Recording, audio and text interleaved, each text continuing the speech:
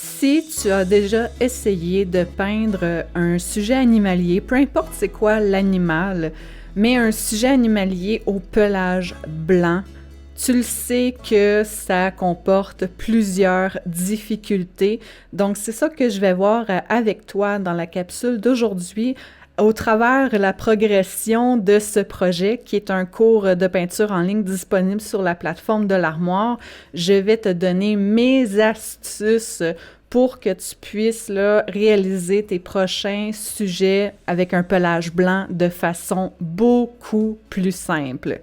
Alors, comme mentionné, si jamais vous voulez avoir accès au cours complet, donc aux 7 parties du cours qui comportent plusieurs heures de vidéos et des explications claires, expliquées vraiment pas à pas, que vous voyez chacun de mes coups de pinceau et dans lequel je vous fournis la photo de référence, le croquis à imprimer pour pouvoir le tracer sur votre toile, la liste du matériel ainsi que les couleurs utilisées.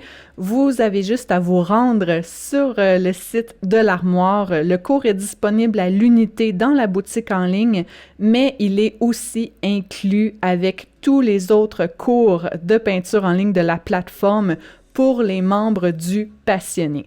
Donc, je vous mets tous les liens dans la description. Maintenant, passons au vif du sujet de la capsule d'aujourd'hui. Donc, la première difficulté à laquelle on fait face lorsqu'on veut peindre un sujet blanc, c'est que, bon, comme tu le vois à l'écran en ce moment, mes lignes de croquis sont noires. Et les lignes de croquis qu'on trace noires passent toujours au travers de la peinture blanche. Donc, ça prend plusieurs couches de peinture à l'huile pour être capable de camoufler ces lignes-là. Donc ça, c'est un grand problème auquel on fait face. Mais aussi, l'autre difficulté qu'on a, c'est que en peinture à l'huile, le blanc n'est pas opaque. Donc, ça vient encore moins nous aider avec cette problématique-là. Puis, lorsqu'on peint en peinture à l'huile, en tout cas, sûrement, je ne sais pas si vous êtes comme moi, mais personnellement, je ne veux pas que mes tableaux me prennent des semaines et des semaines à faire. Je ne veux pas avoir à faire 5 couches de peinture à l'huile différentes et devoir attendre entre chacune de ces couches-là qu'elles soient sèches pour que je puisse poursuivre.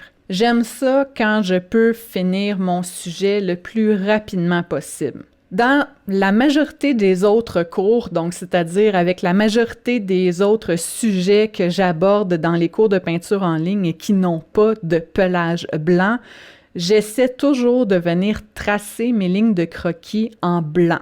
Donc, pour ce faire, ça me prend une base de toile foncée. Je peux pas partir sur une toile blanche comme je fais avec ce projet-là. Donc cette astuce-là, elle marche pour tous les sujets qui n'ont pas un pelage blanc. Mais on comprend, je peux pas faire ça avec un sujet au poil blanc comme aujourd'hui. Donc, qu'est-ce qu'on fait dans ce cas-là? La solution, elle est super simple, c'est de peindre à la peinture à l'huile, oui, mais sur de l'acrylique. Donc, ce que tu me vois faire en ce moment, le blocage de couleurs que je viens faire, donc ça, c'est dans la première partie du cours, on vient vraiment placer nos couleurs, donc faire le blocage de couleurs de façon plutôt grossière. Là, on cherche pas à aller dans le détail à cette étape-ci, mais c'est de la peinture acrylique que j'utilise. Donc, la peinture acrylique va sécher beaucoup plus rapidement, donc je peux passer tout de suite après ça à la deuxième étape et commencer à peindre immédiatement mes détails en peinture à l'huile. Et la peinture acrylique, même si, par exemple, le blanc en peinture acrylique, lui non plus, il n'est pas opaque avec une seule couche. Le fait que la peinture acrylique sèche rapidement, ça ne me cause pas problème de devoir venir faire 2 ou 3 couches de peinture parce que ça sèche vite. Je peux même accélérer le séchage avec un sèche-cheveux. Donc, dans la même journée, je peux avoir complètement peint la base de ma toile en peinture acrylique et camoufler chacune de ces lignes noires-là qui peut me causer problème une fois rendu à la peinture à l'huile. Et je place mes couleurs là, de façon à ce que lorsque je vais être rendu à peindre les détails, je m'y retrouve bien sur la toile. Donc, on va pas dans les détails avec la peinture acrylique, mais on fait attention quand même pour se laisser assez d'indices pour s'y retrouver lorsqu'on va être rendu à peindre nos détails. Et ça, cette astuce-là, c'est bon pour toi autant si tu peins avec de la peinture à l'huile traditionnelle que de la peinture à l'huile soluble à l'eau. Et là, une fois que la base de ma toile est entièrement couverte avec ma peinture acrylique, la prochaine étape par laquelle on passe dans ce cours-là, c'est la création de l'arrière-plan, donc aller peindre le fondu de l'arrière-plan. Donc, j'ai voulu ici là, créer un beau contraste entre le cheval, qui est le sujet principal, et l'arrière-plan, pour vraiment là, donner l'accent. Je voulais que vraiment le point d'attraction de cette toile-là, ce soit l'œil du cheval. Donc pour ça, j'ai opté pour un arrière-plan plutôt foncé. Donc on part là, d'un gris très très foncé vers un brun gris plutôt clair, très proche de l'œil, pour que, étant donné que l'œil est plutôt foncé, je voulais aller créer un petit contraste ici pour le faire ressortir. Donc les fondus, là, c'est super simple, vous m'avez vu en faire dans plusieurs autres vidéos. Donc on applique nos couleurs en peinture à l'huile. Moi ici, pour ce cours-là, c'est de la peinture à l'huile soluble à l'eau que j'utilise. Donc je viens placer toutes mes couleurs et une fois que j'ai bien travaillé le fondu, je viens passer avec mon pinceau mop pour faire disparaître tous les coups de pinceau indésirables et avoir un beau fondu très, très doux. Une fois que c'est fait, bon là, moi, pour la troisième partie du cours, je n'ai pas attendu que l'arrière-plan soit sèche, donc je travaille avec mon fondu qui est encore humide. Et là, la troisième partie, c'est d'aller peindre la base de la crinière. Pourquoi on va juste faire la base? C'est que, bon, si je regarde avec mon sujet qu'est-ce qui est le plus à l'arrière-plan et qu'est-ce qui est le plus à l'avant-plan, la crinière embarque par-dessus le pelage, embarque par-dessus l'œil, embarque par-dessus l'arrière-plan aussi. Donc, logiquement, c'est ce que je vais aller faire en dernier. Mais là, ici, étant donné que je suis avec des couleurs très, très pâles, et comme je l'ai dit tout à l'heure, le blanc ne couvre pas en une seule couche avec la peinture à l'huile. Donc oui, il est assez opaque, mais pas 100% opaque. Et là, j'ai des petites mèches de crinière à aller faire par-dessus mon arrière-plan qui, lui, est très foncé. Donc, je ne pourrais pas réaliser ces mèches-là en une seule couche. Donc, la crinière, c'est la seule partie sur ce tableau-là que je vais devoir faire 2 couches en peinture à l'huile. Parce que dans tous mes sujets, dans tous mes projets, j'essaie le plus possible d'avoir juste une couche en peinture à l'huile à faire pour tout le tableau au complet. Comme ça, ben, ça fait en sorte que je peux réaliser le projet sur une plus courte période de temps. Donc là, je viens juste placer mes couleurs, donc du blanc, un crème le plus pâle à un crème plus foncé. Je viens placer mes ombres et lumières là pour bien comprendre le mouvement des mèches dans cette crinière-là, mais je ne viens pas travailler les détails parce que je vais laisser ça sécher et à la dernière partie du cours, je reviens travailler les détails de la crinière parce que là, la peinture à l'huile que j'ai mis à la base va avoir eu le temps de sécher. Et si jamais tu te poses la question de quel est le pinceau que j'utilise pour peindre les mèches les crins de cette crinière-là, mais j'alterne entre un pinceau traîneur que tu connais probablement, donc un petit pinceau très très fin qui a juste quelques poils, et j'utilise aussi mon pinceau préféré. Je sais pas si tu as vu l'autre capsule vidéo que j'ai faite sur ce sujet-là, le pinceau Swordliner, qui est vraiment un pinceau merveilleux si tu aimes peindre les sujets animaliers ou des portraits puis que tu as souvent des cheveux à peindre en peinture à l'huile. Vraiment, là, le Swordliner est un pinceau à te procurer. Je te laisse le lien dans la description également si tu veux t'en procurer un. La partie la plus importante sur un sujet animalier ou un portrait de personne, c'est les yeux, c'est le regard. C'est là que toute l'émotion se dégage. C'est là souvent que les yeux de le regard de l'observateur, celui qui admire ton œuvre, c'est vers les yeux, le regard de ton sujet qui va être attiré en premier. Donc c'est ça que tu dois vraiment t'assurer que ce soit réussi. Donc prends le temps qu'il faut pour travailler là, vraiment là, en détail, le mieux que tu peux, l'œil ou le regard de ton sujet. Ici, peindre l'œil de ce cheval-là, c'est une partie du cours vraiment complète juste sur ça, où est-ce que j'explique vraiment comment faire chacun des reflets, mes astuces pour que la peinture elle glisse bien sur le noir qui est encore humide, comment réussir à vraiment donner un effet réaliste à ce regard-là, parce que comme je le disais tout à l'heure, je veux que ce soit le point focal de cette œuvre. Donc, c'est vraiment important de prendre le temps qu'il faut pour le réussir. Et bien sûr, une fois que l'œil, les cils sont faits, eh bien là, on va compléter autour en peignant les poils. Et là, je me sers là de la couche, les différentes couleurs que j'ai été appliquées en peinture acrylique. Donc, c'est ça qui me sert de guide, là, mais je vais aller peaufiner tout ça parce qu'on y a été assez grossièrement. Donc, je reprends chacune de ces sections-là en commençant de la gauche vers la droite parce que je suis droitière. Et vraiment, là, je compare avec ma photo de référence qui est fournie avec le cours et je regarde là, quelle est la couleur que je dois aller appliquer en couche de base, parce qu'on travaille toujours humide sur humide, section par section.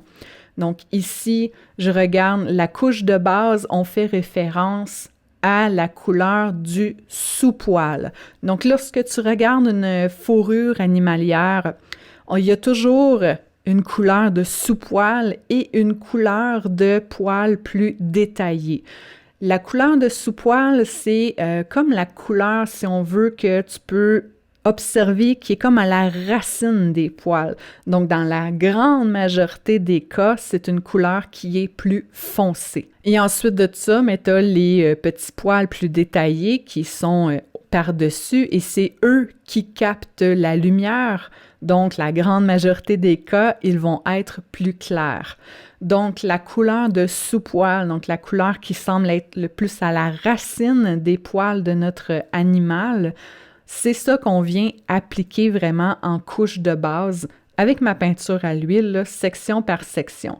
Une fois que j'ai rempli toute une section avec ma couche de base, comme ça, qui est ma couleur de sous-poil, après ça, je reviens avec un pinceau qui permet de peindre là, vraiment des petits poils plus fins, plus détaillés. Donc, je vais alterner entre un pinceau à base ronde qui est en bon état, je tiens à préciser. Donc, un pinceau à base ronde que tu as une belle pointe pointue là, qui te permet de vraiment tracer des lignes fines. Donc, j'alterne entre ça, entre mon pinceau traîneur et mon pinceau Swordliner encore.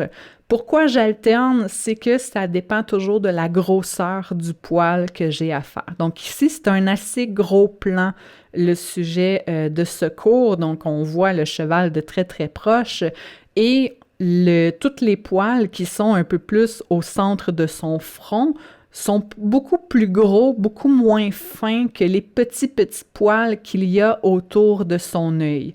Donc, c'est pour ça que je vais changer de pinceau, tout dépendant de la section que je suis en train de peindre. Donc, comme je disais tout à l'heure, là, de section en section, je couvre ma base en peinture à l'huile et je travaille humide sur humide. Donc, avec le pinceau approprié, je mets un petit peu d'eau dans ma peinture à l'huile soluble à l'eau pour la fluidifier. Et ça, c'est important pour que les traits que je viens faire glissent sur la couche de peinture à l'huile qui est appliquée là. Donc, c'est ça la technique de humide sur humide pour créer une belle fourrure, un beau pelage. La peinture que tu mets sur le dessus, qui est les petits poils plus fins, il faut qu'elle soit plus fluide que la peinture qu'il y a en dessous pour qu'elle glisse bien. Et là, je viens tracer tous les petits poils de la couleur appropriée selon la section que je suis en train de faire. Et je procède comme ça là, pour tout le reste de sa tête. Souvent, mes élèves qui sont membres de l'abonnement communiquent avec moi pour que je regarde les travaux qu'ils ont faits, les tableaux qu'ils ont peints et que je leur dise qu'est-ce qu'ils peuvent améliorer pour vraiment peaufiner leur technique en peinture animalière. Et une chose que je remarque et qui revient souvent, c'est la tendance à peindre des poils trop droits. Lorsqu'on débute en peinture animalière, beaucoup d'artistes ont tendance vraiment à peindre les poils beaucoup trop symétriques. On oublie le côté naturel de la chose. Si tu regardes les poils sur la tête de ce cheval, ça va dans tous les sens. Et il y a des poils un peu plus courbés vers la droite, courbés vers la gauche, qui vont un peu plus vers le haut, vers le bas, un peu plus à la verticale, tout dépendant de la section. Puis là, en plus, il y a une rosette en plein milieu du front, donc ça simplifie pas les choses. C'est un beau petit défi dans ce projet-là, mais tu remarques que lorsqu'on arrive à l'ossature, qui est vraiment alentour de l'œil du cheval, le sens des poils est super important parce que ça va aider à donner le bon volume à ton animal. Donc, si tu fais tous les poils droits à l'horizontale ou droits à la verticale ou en diagonale, sans cet effet naturel-là, tu vas tout aller fausser la structure, le volume de ton sujet. Ça va vraiment faire en sorte que tu n'auras pas un effet réaliste. Tu vas vraiment plutôt avoir un effet dessin, un effet plus, pas comique, là, je sais pas c'est quoi le terme que je pourrais dire vraiment, là, qui correspond à ça, mais si c'est de la peinture réaliste que tu veux réussir à faire, c'est sûr que il faut que tu apprennes à peindre des poils de façon naturelle et ça, c'est quelque chose que j'explique beaucoup dans ce cours-là parce que, on voit, là, les poils, ils vont dans tous les sens puis c'est super important d'observer ça sur notre photo de référence.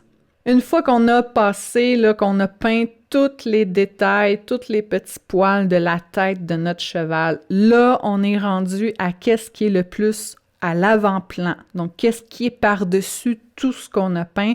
Et comme je le disais tout à l'heure, c'est les détails de notre crinière. Donc là, à l'étape que je fais là, tout est sec. Donc, j'ai mis mon tableau de côté, je l'ai laissé sécher pendant plusieurs jours et je peux vraiment aller frotter ma main là et je n'ai pas de peinture sur les doigts.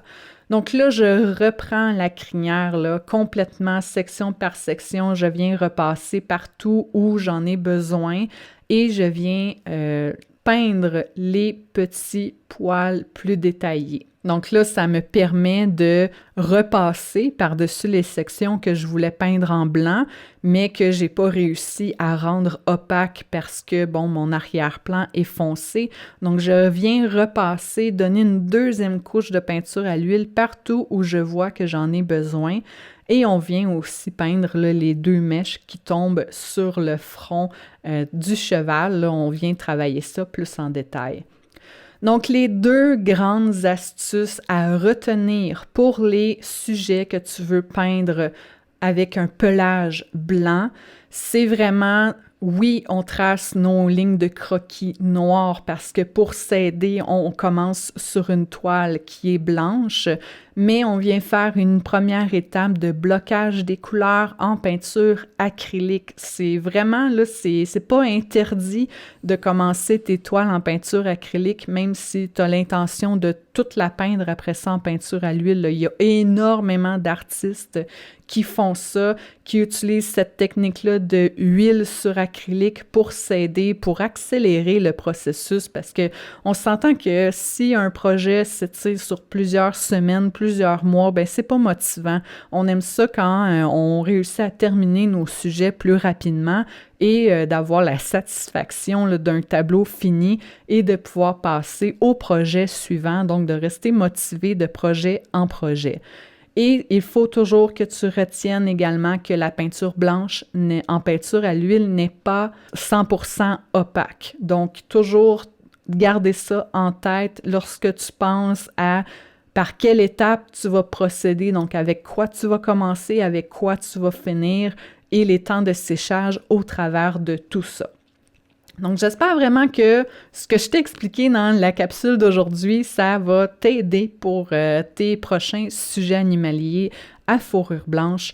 Et si tu veux vraiment là, apprendre en détail toutes mes astuces et mes conseils, tu peux venir dans la boutique en ligne de l'Armoire te procurer le cours de ce projet-là qui comprend plusieurs heures là, de vidéos et dans lequel je fais la narration là, vraiment plus détaillée de chacune des étapes. Et si ça te tente d'avoir accès à plus que simplement ce cours-là, eh bien, tu peux devenir membre du Passionné aussi, donc avoir accès à la plateforme d'abonnement de l'Armoire qui va te débloquer instantanément l'accès à tous nos cours de peinture en ligne, donc des heures et des heures de plaisir. Donc, n'hésitez surtout pas, j'ai laissé tous les liens dans la description sous la vidéo et si vous avez des questions, quoi que ce soit par rapport à la peinture animalière, à la peinture réaliste ou à l'utilisation de la peinture à l'huile soluble à l'eau, laissez-moi vos questions dans les commentaires et ça va me faire vraiment plaisir de venir vous y répondre. Et si tu as aimé la vidéo d'aujourd'hui, tu peux laisser un petit pouce en l'air, ça m'aide à faire découvrir la chaîne à d'autres artistes. Et bien évidemment, si tu ne veux pas manquer nos prochaines vidéos et que ce n'est pas déjà fait, tu peux t'abonner à notre chaîne pour ne rien manquer des prochaines capsules à venir. À bientôt!